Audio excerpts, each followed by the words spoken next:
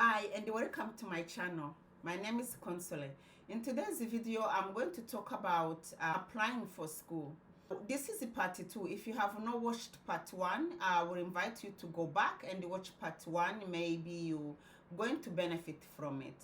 Now, there are two types of school that you can apply for if you have a child with special need, especially autism.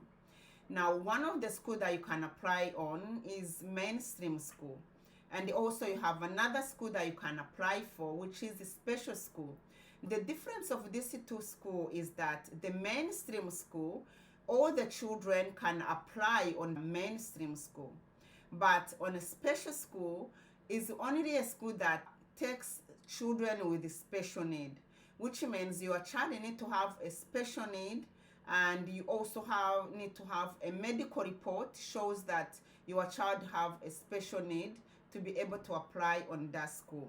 In some cases, some children with special need, especially autism, if a child is high function in certain areas and they are able to cope during classroom, they can actually apply to mainstream school, which means they won't have any problem with learning, they won't have any problem socializing with the other children, and they will be able to cope with the curriculum of the school. In some cases, because parents are not aware of this kind of things, they will just apply to any school that is nearby for them. When the child have already started school, they will start having problems because they are not able to cope in the mainstream school. And that is really difficult to move from mainstream school to special school, because the reason why is that special school, they always get full up, and it's so difficult to get in when the year has already started. To avoid for your child to be in between, if your child is going to the nursery, you can ask the nursery to help you making those kind of decision, because they have already know how your child function in a classroom. They are aware that your child can sit down for more than 10 to 20 minutes. Your child can socialize very well. They will advise you if your child can really cope well in a mainstream school. And also you as a parent, because you spend most of the time with your child than the teacher, you should be aware how long your child can be able to sit down, or how long is your child can sit at the table, and have this kind of assessment and see how you communicate with your child as well. Have a better understanding either your child can cope in mainstream school.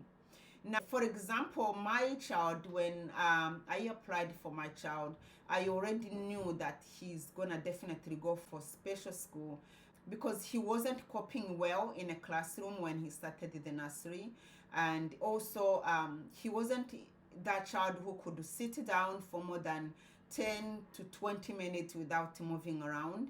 Also, the fact that he wasn't communicating, it was so difficult for him to even think about going to mainstream school, because he won't be able to communicate with the teacher and communicate with the other children. So I decided for him to go on special school so that he can have the best learning experience. What you want to avoid is if your child to have been settled in one particular school, and as the time goes by, then you will want your child to move to another school.